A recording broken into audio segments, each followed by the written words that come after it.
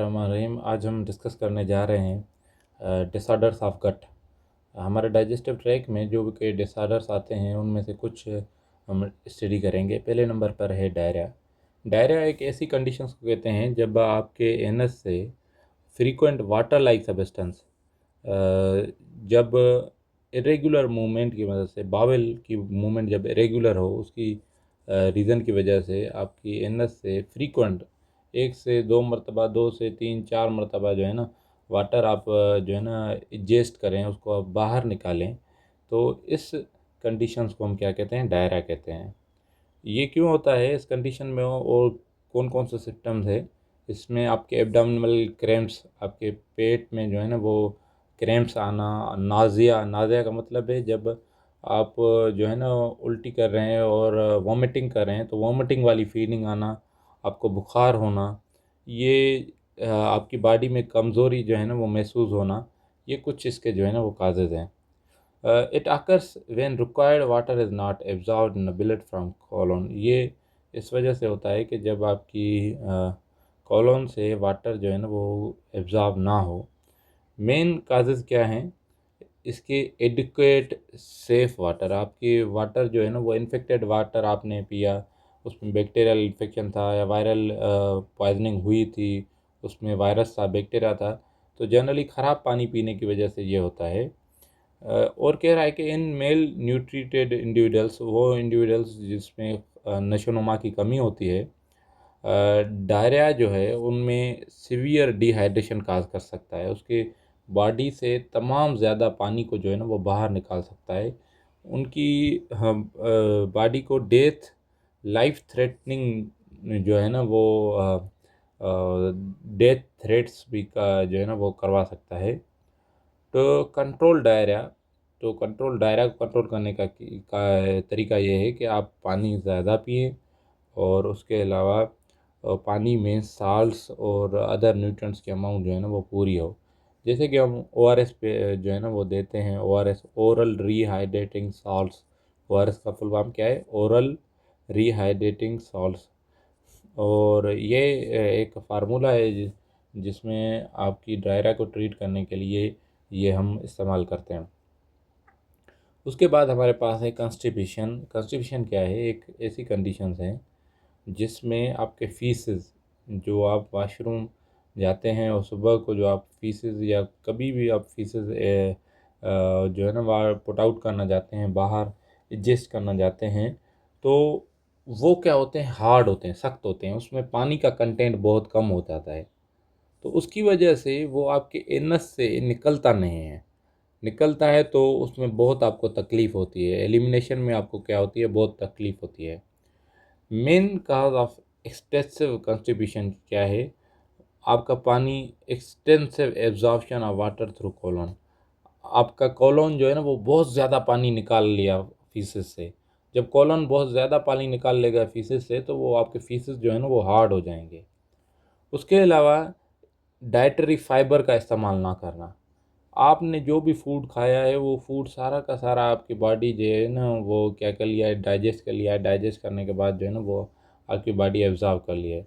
कुछ भी ऐसी कोई भी ऐसी चीज़ नहीं खाई कि वो जैसे कि ना आपकी बॉडी में डाइजेस्ट ना हो सके। मीन्स डाइटरी फाइबर एक ऐसे सब्सटेंस है जो आपकी बॉडी डाइजेस्ट नहीं करती।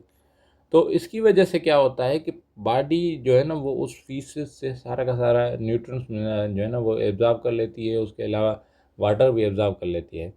तो डाइटरी फाइबर की कमी भी आपकी बॉडी में कॉन्स्टिपेशन काज करवा सकती है। डिहाइड्रेशन, पानी का निकल जाना, किसी भी रीज़न की वजह से आपकी बॉडी में डिहाइड्रेशन हो रही है, पानी का निकलना बहुत ज़्यादा हो रहा है, तो वो भी कॉन्स्टिपेशन काज करवा सकता है।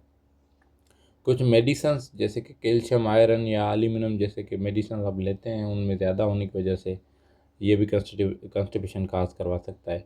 या तो आपके एनस या रेक्टमल रीजन में अगर ट्यूमर है तो वो भी कॉन्स्टिपेशन काज करवा सकता है।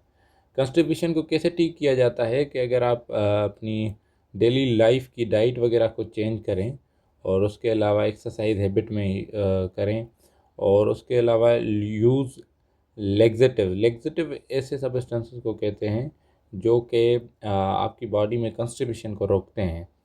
तो आपकी बॉडी में कंस्टिपेशन को रोका जा सकता है। उसके अलावा हम आज स्टडी करेंगे अल्सर। थर्ड नंबर पर क्या है? अल्सर। अल्सर में भी क्या है? Peptic ulcer. अल्सर कहते हैं ज़ख़म को। अगर हमारी बॉडी के ऊपर है ज़ख़म तो उसे हम अल्सर नहीं कहेंगे।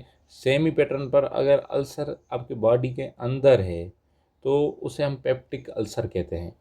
इट इज़ अ सोर। सोर का मतलब ये कोई ज़ख़म, कोई ज़ख़म, ज़ख़म आपकी बॉडी में। It is a sore in a gut lining, can be different organ such as ulcer of stomach. Stomach के अल्सर को हम क्या कहते हैं? गैस्ट्रिक अल्सर कहते हैं। अगर आपके स्टमक, आपके मैदे में, आपके जो स्टमक है उसमें अगर ज़ख़म है तो हम उसको हम क्या कहते हैं? गैस्ट्रिक अल्सर कहते हैं। Ulcer of duodenum is called duodenal ulcer. Ulcer of oesophagus is called oesophageal ulcer. Breakdown of tissue bye acidic gastric juice. कभी कभार क्या होता है कि आपकी बॉडी में कोई भी बैक्टीरियल कोई भी इन्फेक्शन हो गया या कोई भी वायरल इन्फेक्शन हो गया तो उस जगह पर म्यूकस जो है ना वो उस जगह को प्रोटेक्ट नहीं कर पाता। इसकी वजह से जब भी आपकी बॉडी गैस्ट्रिक जूस रिलीज़ करती है तो उसमें एसिड होता है, HCl जिसे हम कहते हैं, हाइड्रोक्लोरिक एसिड। तो वो आपकी बॉडी के इंटरनल लाइनिंग के ऊपर जो है ना वो ज़ख़म डेवलप कर देता है। तो उस ज़ख़म को हम क्या कहते हैं? अल्सर कहते हैं। It can be due to long term of anti inflammatory medicines. आप इन्फ्लेमेटरी मेडिसन्स खा रहे हैं तो उसकी वजह से भी हो सकता है। स्मोकिंग या ड्रिंकिंग, कॉफ़ी, ज़्यादा काफ़ी पी रहे हैं, और कोलाज और ईटिंग स्पाइसी फूड, जब आप स्पाइसी फूड खाते हैं एसिड आपका बार बार रिलीज़ होता है तो उसकी वजह से भी काज कर सकता है। एब्डोमिनल बर्निंग, आपके पेट के रीजन के ऊपर ये जो है ना वो जलन महसूस होना, ये भी काज है। ये भी आपको बताते हैं कि आपकी बॉडी में अल्सर हुआ है। उसके अलावा एब्डोमिनल पेन, आपके पेट में जो है ना वो दर्द महसूस होना। Rush of saliva after episode of regurgitations. Nausea, आपको उल्टी की फीलिंग आना कि आपको उल्टी आ रही है, ये फीलिंग आना नाज़िया कहते हैं। लॉस ऑफ एपेटाइट, भूख का नहीं लगना, और वेट का कम होना, तो ये भी इसके एग्जांपल है। Ulcer can be treated with medicine. Ulcers medicine के साथ भी ट्रीट किया जाता है। Containing anti alkaline composition and avoiding spicy food. अगर ये आप अपनी डाइट में चेंजेस ला रहे हैं तो इसको अल्सर को जो है ना वो ठीक किया जा सकता है। तो आज हमने 3 डिजीज़ पढ़ी। उसमें पहले नंबर पर हमने डायरा पढ़ा। डायरा क्या है कि वाटरी लाइक सब्सटेंस आपके एनस से एक से ज़्यादा मरतबा अगर आप दिन में आ रहे हैं तो 2-3 मरतबा अगर ऐसे ही जारी रह रहा है तो इसे हम कहते हैं डायरा। डायरा के भी मुख्तलिफ रीज़न्स हैं। जनरली जो है ना वो कोई इन्फेक्शन हो आपके गट में तो उसकी वजह से डायरा होता है। उसके अलावा कंस्टिपेशन, जब आप फीसेस पास करने में आपको डिफ़िकल्टी पैदा हो, फीसेस जो है ना वो हार्ड पास करें तो इसे हम कंस्टिपेशन कहते हैं। अल्सर कहते हैं ज़ख़म को। जब आपकी बॉडी के गैस्ट्रिक गट के ऊपर कोई ज़ख़म डेवलप हो तो उसे हम क्या कहते हैं? अल्सर कहते हैं। ये 3 डिजीज़ आज हमने पढ़ी। बहुत शुक्रिया आपका वीडियो देखने के लिए।